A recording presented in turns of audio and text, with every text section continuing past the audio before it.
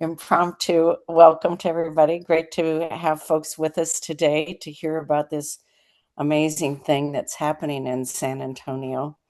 But we're going to do just about 5 minutes of announcements. So that'll get a few more people into the room, and then we'll go into our briefing. One announcement, I want to make sure everybody is aware of the Sacred Roundtable next week. A week from today, 3 to 4:30 p.m. And we're following up still on our last action lab, which was on mental health. So it's a great opportunity for us to get back together again.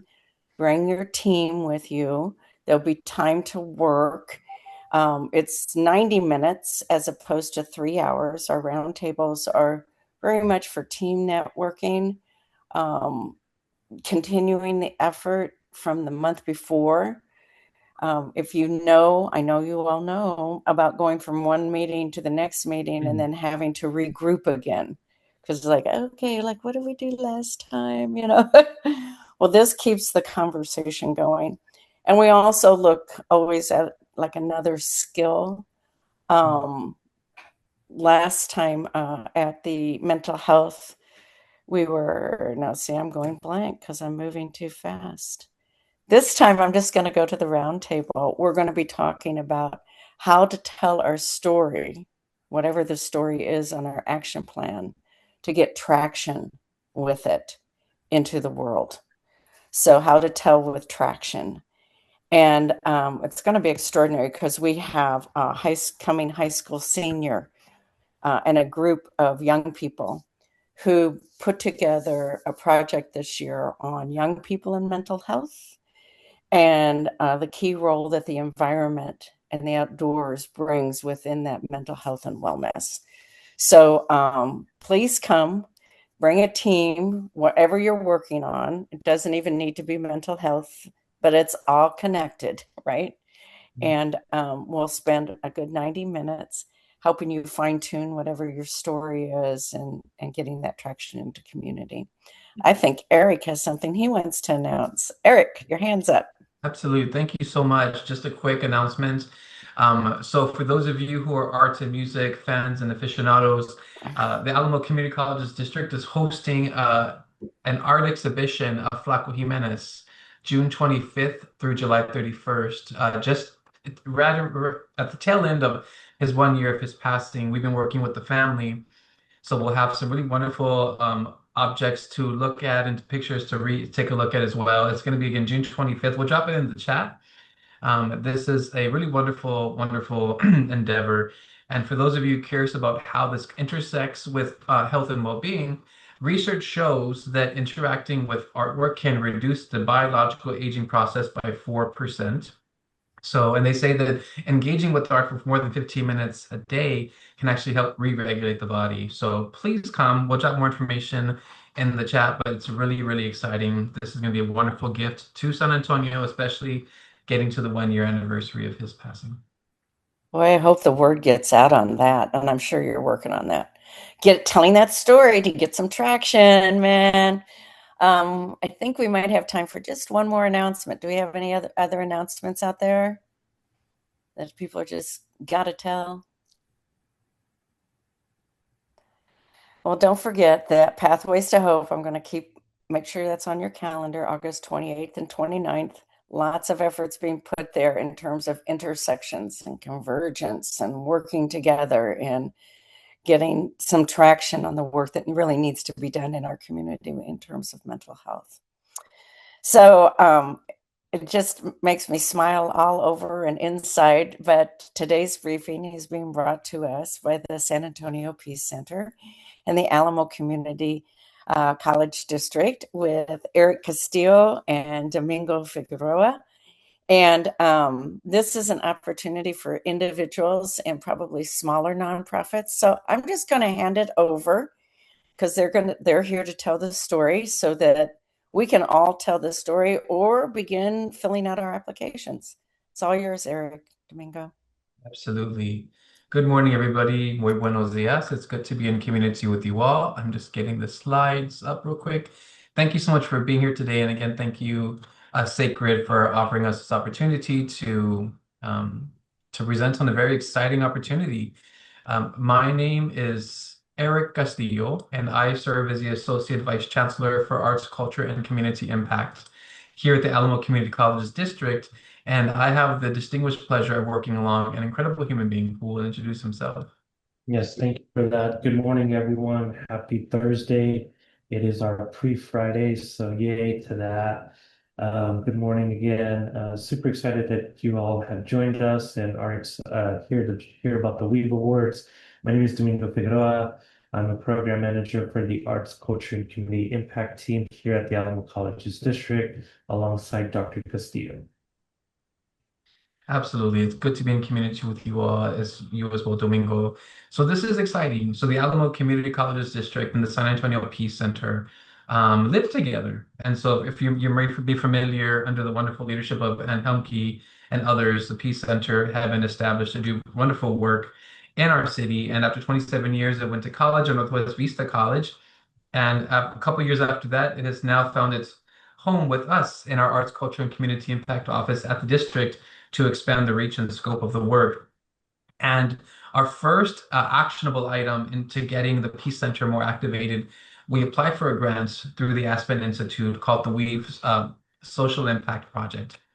And the great thing about this is that what the WEAVE work does is it helps repair the social fabric of our communities. And it does so by engaging community members, small nonprofits, people who are committed to bringing people together, to repairing harm, to building community, and creating bridges. John Powell talks a lot about the idea of creating bridges to other people, little bridges to build community and connection. Well, the Weave Social Fabric Project just does just that. The whole idea is that, folks, there are people in our community, many of who are on the call today, who are already deeply invested in building bridges, building connection, bringing people in closer proximity and in greater community with each other. So the Weave Social Fabric Project puts money in the hands of folks who are doing that work or who would like to do that work and helping create a healthier, whole, connected society and community in San Antonio. We know that our previous Surgeon General talked about the endemic of social isolation. And so one of our antidotes to this work is to bring people together in compassionate ways to create connection and community. So the Weaves work in our communities does three things. It connects people, it lifts people up, and it inspires people. And so we're really wanting to shore up all the wonderful ways in which people are already doing this work in the community and to help them with innovation or help to accelerate their projects.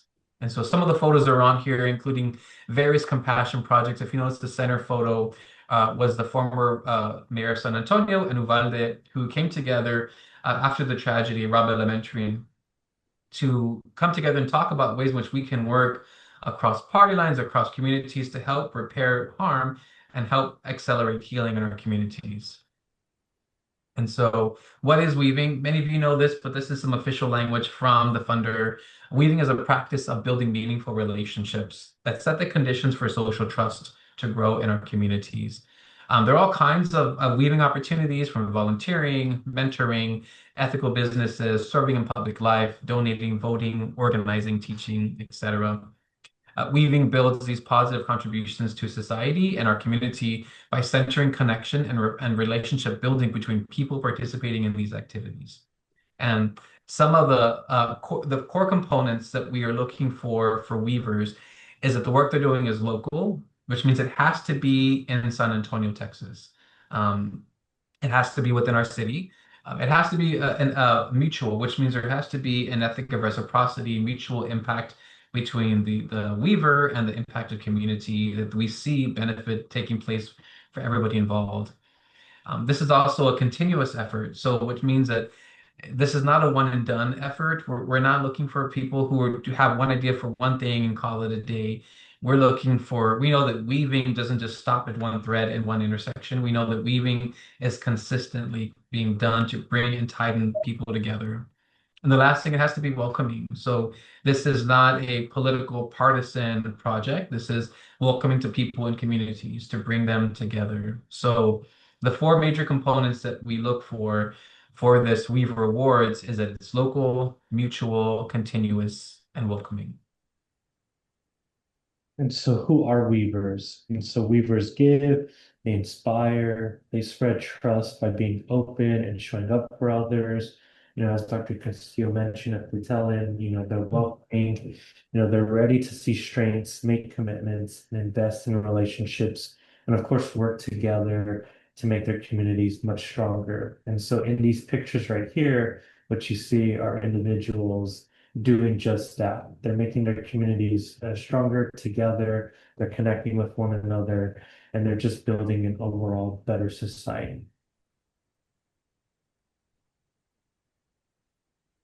And then, so who can apply for the Weaver Awards? So there are some criteria, of course, for the Weaver applications, and the awards welcomes individuals, collectives, community groups, small nonprofits with an operating budget of no more than $250,000. You must be over 18 to apply, and of course, you must reside in San Antonio, Texas.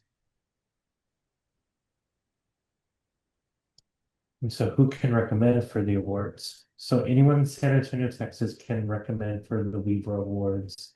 There are some caveats to consider though, and so please be mindful that you cannot be a close relative or a spouse to the person that you are recommending, and you cannot be a financial contributor of the project. So you can't have any stake in it, financial stake. And then some important application information. So the applications have launched as of this past Monday, so they will be open from June 1st to July 31st, 2026. So again, they're already open and ready live as of June 1st, and they will be open until July 31st. You must apply through our open water portal. And of course, as mentioned a while ago, you must reside in San Antonio, Texas. There is one recommendation with the application that is required. If you're nominated, then that nomination will serve as the recommendation. The applications are going to be reviewed by our San Antonio Peace Center Advisory Council, and then the awardees will be notified in November of 2026. And so there are two buckets in which we're going to be categorizing the awards. One is community impact, which is a $5,000 award. This supports established programs that already demonstrate measurable benefits, focusing on expanding or sustaining the proven work within the community. Oh no, Ashley, are you okay? There we go. Okay. Well, if you need help, please let me and let us know. Um, So this is for work in the community, folks already doing demonstrated work that's making impact. And so there's a $2,500 Community Innovation Award as well that supports new, untested, early stage ideas that aim to create meaningful community impact. So you'll see that there's a distinction between the two possible awards. Awardee responsibilities. For those who were selected, we will be selecting 20 WEAVER awards, people to give awards to. There will be some quarterly meetings among the awardees in the Alamo Colleges District. And we will request a mid-award and post-completion summary report to the Alamo Colleges District. And I'm not sure if it's on the slide, but let me actually go ahead. I'll say it later on in case it is. So funds will be dispersed by December the 18th, 2026, which means we'll be scoring from August, September, and October and preparing communications to go out because there's 25 organizations across the United States who were selected to be WEAVER grantees. And so we have the responsibility of then spreading and widening the circle of the work as well. So in December, there's going to be a national rollout of communication, identifying all of the awardees across the nation as well. One important piece of information, there are tax implications. So the nonprofit or the person or the group that do receive the funds will then have to navigate the taxes at the end of that tax year as well. So that's something to consider. For folks who may have difficulty or may not have the credentials required to receive taxes, we encourage them to look for fiscal sponsors that could help them through the funding process of that. So what's next? Again, applications were open this past Monday. We're gonna drop the links into the chat as well for you to take a look at. It is in English and Spanish. And for those of you that speak Spanish, I translated that, so please don't giggle at me. I did my best. Spanish is, I speak mucho Spanish de ranchito, so I'm not a fluent Castilian Spanish speaker. So you'll see that as you read the website. So offer some grace to me. And then, obtain your or provide a recommendation for the award. The applications close on Friday, July 31st. That's actually the same day of the closing ceremony for the Flaco Jimenez show. I just realized that right now. There's no coincidences. Um, Awardees will be notified in November. And before anything else, let me see here. Are there any questions from what we've shared so far? I don't hear any. And one that I was going to ask, but you already answered it, like how many awards were going to be given. And I Mhm. think you said 20. Is that right? 20. That's correct. It's going to be a mixture of the 5,000 Innovator and the Impact Awards. Mm-hmm. And if you can, let me know if you can still see the Weaver Awards website that I'm on right now. Okay, perfect. So there's the toggle, the English and Espanol. And so Weaver Awards, there's information. If you want to nominate somebody, there's the button for that. If you want to apply for a Weaver Award, there's a button for that. There's a timer, a countdown to let you know how many days, minutes, hours, seconds you have. More information about the awards, what weaving is, what are the Weaver Awards, why are we launching them at the Alamo colleges, why San Antonio, who selects the awardees, and there's eligibility criteria for that as well. What makes a good candidate? How can we y'all use the funds for that? They're largely unrestricted when it comes to funding, so we do not have very strict parameters for this. However, because we are in Texas and we are a public institution that is receiving the funds, this work cannot be affiliated with political or partisan work. So this has to be really about creating opportunity for people to come together and to engage in community conversations and to be in community with each other. Information about who we are, the Alamo Colleges District, Domingo and I, specifically in the Arts, Culture, and Community Impact Office, and of course the San Antonio Peace Center as well. So there's more information for you to take a look at. If you're curious about materials, there is also a budget outline you can take a look at to help you break down what your budget should look like. And then again, we go back to the buttons of applications for that work. This also is a great opportunity for people to even learn the process. Mhm. I always find out with whether it's grants or whatever it might be, but when you are asked to describe what you're planning to do Mhm. and a budget and you're trying to you learn in the process, not just about how the process works, but where you're headed and what you're thinking. Mhm. It's a valuable process, whether or not you get funding or whatever that might be. But and it's great to be able to say that right at the beginning, like you can always learn. But it's true. It really is true. Absolutely. And I It, must have a lot to learn because I haven't really received many grants in my lifetime, but I've learned so much. Well, I was absolutely right, and there's so much to learn about ideation. You learn a lot about yourself and about your ideas when you're developing grant applications. It definitely helps you clarify your goals and vision for the work. And I will say that if you do not apply or you do not receive a Weaver Award this first year, this grant is for 4 years. Wow. So for 4 years, we will be rolling out the Weaver Awards.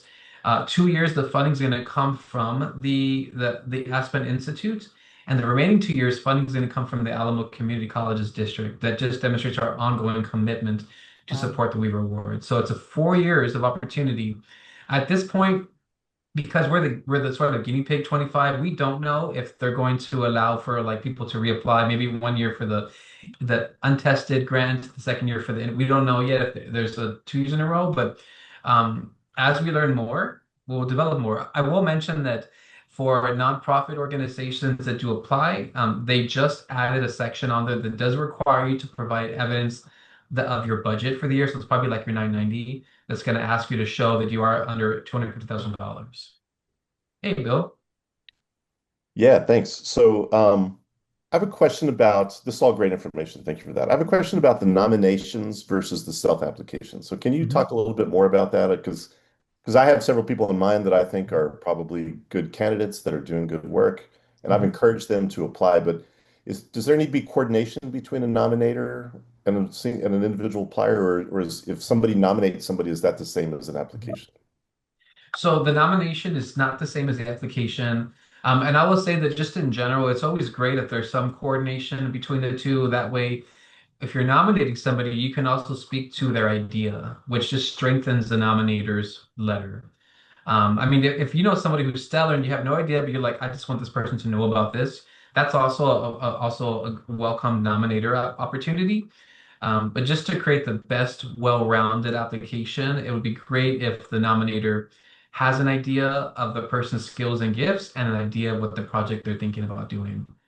That would So is it one or the other, or I mean, if the individual applies themselves and the nominator nominates as well, I mean, is that double dipping? I mean, how does that, I mean, so it sounds like there needs to be some coordination there between the two. Did you? I want to make sure I heard you correctly, Bill. Did you say that can the nominator also apply? Well, no, my question is, so like I'm encouraging an individual to apply, Mhm. um, and maybe they're dragging their feet, and I'm like just going to throw them in, right? So by doing a nomination. So is that, I mean, so to Oh, kind of okay. try to spur them on. I mean, so does that they'll still have to apply themselves even if they're nominated, I'm hearing. Correct. And then Yeah. and then We still have to have an application. Now, yeah, the nomination can serve as a letter of yeah, recommendation, okay. but we still need the application. Okay, so nominator can come in after the fact even and just provide some extra support for the Mhm. application. Okay, Absolutely. right. I got it. Does every application require a nominator, or is it Yes. or no? Well, Okay, all no, right. every application requires a recommendation letter, but the nomination can be the letter. Okay, I got it. Okay, thank you. Thank you for that.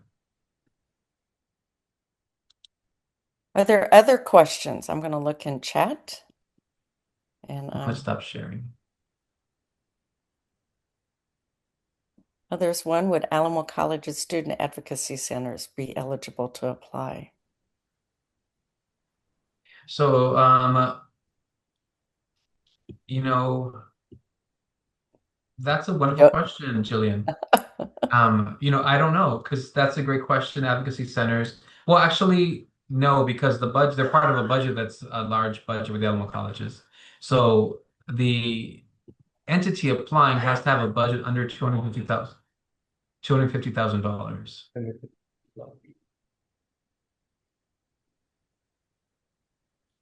But what? What if there was an individual, a student or somebody, The when they're student, dreaming a new project or something? yeah. So people can apply and work with anybody they'd like to. Now, the person applying will have the tax implications at the end of the tax year they have to be responsible for. Mm, So that's the caveat for them. But if they have an idea and they want to work on something, then they would be the ones receiving the funds and stewarding the work. But they could partner with anybody. They could partner with another organization. But the idea in general is that there are many wonderful, massive organizations doing this work. And there are also many people in the community every day doing this work who do not have the same type of funding like the Alamo colleges or like NAMI, etc. And so we want these funds to be there to sort of also expand the reach of the work. So it's possible, but the idea of these Weave Awards is to really put money in the hands of people really deeply rooted in the community, Yes. to help accelerate weaving work. mhm. I think that helps define even more in people's heads what that means. So Mhm. this is just so exciting. So you also said there were how many different locations across the country? There's 25 organizations, right, Domingo? 25 minutes. Mhm. Wow. Aspen Institute is very fascinating. I think they're Mhm. doing some very innovative work and community, going deep into what community provides and does. It makes me think too of even what's happening in San Antonio, which makes me think about another intersection. But some of us have heard about All Hearts on Deck and what's happening through the San Antonio Area Foundation, where organizations, larger ones, are also coming more together and taking that leadership space, right, of providing, say, data for our city and county staff, elected officials, so that the community is actually leading, our elected leaders. I mean, it's a shift. I think a very healthy shift. I mean, who knows better what's happening in community than community itself? And, to lead our city forward in that manner. And we've talked about it here at the intersection as well. Our role as community in leading forward. So that phrase that I've heard, at least in the past, I'm older, right? But, isn't that the government's job, right? That's their job. Well, they are us, right? So when we finally get that shift of our role in community and leading our leaders forward is an important role, I think, in a democratic society, right? Yeah, democratization of education and voice. So, Absolutely. And we're yeah. very honored and excited that the Alamo Community Colleges District allowed us to apply for this grant because we are the vanguard of democratic education in this country. Community colleges are by, for, and about the community. Our moonshot is to eliminate poverty through education and training. So we're deeply invested into the uplifting of our community. And we know that is not a hierarchical decision. We know that it's because we have to work with Mhm. community and in community and to see ourselves as part of that. So, and I love what you said when you talked about, well, the government is us. Like, we are the community. We're not just these buildings in this on these streets. We are also part of the community. We have responsibilities as community members as well. And this grant affords us this opportunity to be good community members and to showcase beautiful work that's being done by people who don't get the recognition or who don't know about the funding or don't have access to grant writers, Mhm. etc. That's the Yeah. big thing for us. So we're very excited for this project. Absolutely. I'm certain that there are people on this screen this morning who are going to be putting an application in. And that's also one reason they showed up. What I want to encourage people to do is that, as we do with every At the Intersection with the recording, Billy takes it and then he posts it. And maybe Billy will put in that link for everyone. But that means that we can also tell others by sending them the link instead of, you know, that next step in terms of telling a story. We can send the link and people can hear from Eric and Domingo themselves. What is this? And we have time. I like the timeline of this award process. It's back to what we started with at the beginning. It's not long. Lots of times when you write grants, there's a long wait. But by the end of the year, people will know, and we can begin 2027 with that. But it's also long enough that it gives people time to think this through. So we have basically almost 2 months to put that application together so that it's the finest piece of work. So going slow enough so that we might move faster in the long run instead of moving so fast up front that we miss the opportunity and kind of stream by it. Mhm. So it's a good, healthy, I think, timeline Yeah. without being excessive. So any other questions? We're at 8:30. It's been a good At the Intersection. I want to make sure that we have all of our questions and thoughts and kudos out there. We're going to start a new series next week on organizations that are doing a bit more of protesting within our community, advocacy, testing what we're for as opposed to what we're against. What are we testing? What are we working towards? And you're going to know some of these, but there's a strong effort to weave those together, to co-labor together and be smarter together. Um, to be able to speak the story of what we're for, to get stronger traction in building community itself at the same time. So I think it's a really important series that goes along with the one that we're just finishing on mental health. So you're going to be hearing more about it in the next week, but mark that on your calendar. And we're going to be hearing first from those who are working on the weaving. So Martha Spinks, who's with us this morning, she'll be with Bob Hotard next week, and they're going to be telling us about how they're focusing different groups to come together and work together in the community. So please join us next week at the intersection. It's an important part of not only what we're doing today, but it's a critically important part of who we are as a San Antonio community. We have done amazing work over the decades. And I wish we only had time to tell the history. And maybe we need to have one of those storytelling traction gatherings where we can hear the history of things like Cops Metro and the things that they have changed in our world. The American Indians of Texas, Spanish colonial missions, and the decades they've been doing work, and methodic, every day, doing the work. So this is an important part of our history, and it's an important part of our history moving into legacy and into the future. So please join us for the next series that we start next week. Thank you, Eric and Domingo. Keep up the great work. And